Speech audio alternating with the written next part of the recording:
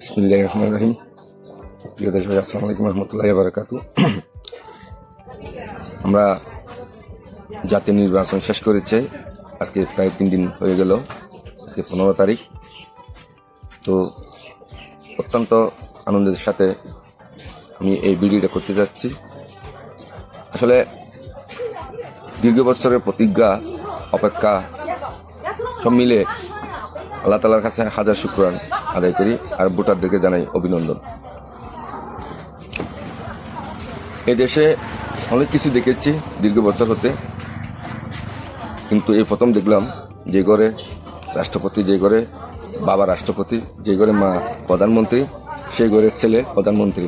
আমার অত্যন্ত প্রত্যাশা ছিল যে আমি মরহুমা বেগম খালেদা জিয়াকে, আমাদের গণতন্ত্রের প্রতিষ্ঠাতা, বারবার গণতন্ত্রের মা, ওনাকে একবার প্রধানমন্ত্রী মা হিসেবে, উনি জীবিত থাকতে আমাদের মাঝে থাকতে প্রত্যাশাটা ছিল যে ওনাকে প্রধানমন্ত্রী মা হিসেবে আমি দেখতে চাই।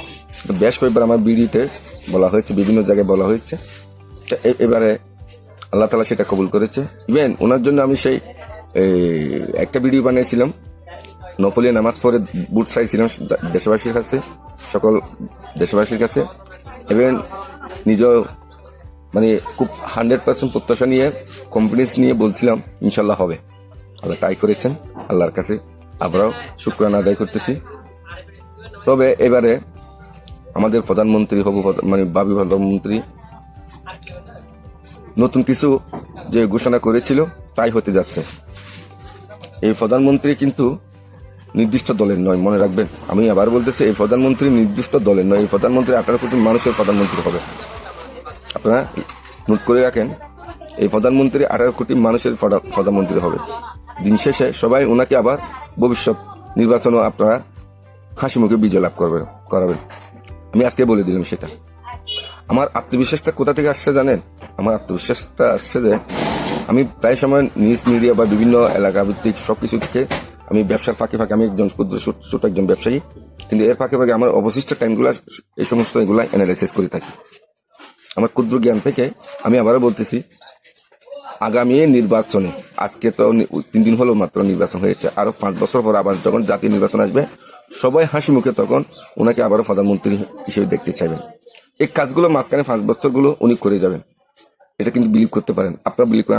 আমি আমি আমি নিজেই অত্যন্ত বিশ্বাসের সাথে সবসময় ওনাকে আমি ফলো করি, ওনার পরিবারকে ফলো করে থাকি। ওনার পরিবারকে যেমন আমাদের আত্মার সাথে সম্পর্ক, এরকম কিছু একটা বিষয়। সুতরাং আপনারা কেউ হতাশ হবেন না। যারা পরাজিত হয়েছেন তাদের জন্য এই মেসেজটা আমি, আপনারা যদি অকারেন্স কিছু না করেন, আপনারা যদি সত্যিকারের দেশটাকে ভালোবাসেন, আপনারা সবকিছুকে জন্য বিরোধিতা করবেন না, কাজে বিরোধিতা করবেন, যেটা রাষ্ট্রের জন্য একটা মজবুত একটা রাষ্ট্র হবে।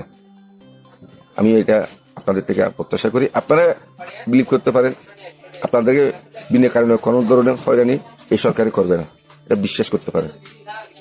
কারণ আমি গভীরতা থেকে বারবার এগুলো, কারণ আমার অ্যানালাইসিসটা এরকম, ওনাদের পরিবারটাকে আমি অনেক আগে থেকে রিসার্চ করি। মানে বাংলাদেশের মধ্যে এরকম একটা পরিবার আমরা অতীতও পাই নাই, আগামীতেও পাবো না। অতীতও পাই নাই, আগামীতেও পাবো না। ধন্যবাদ সবাইকে। আসসালামু আলাইকুম ওয়া রাহমাতুল্লাহি ওয়া বারাকাতুহু।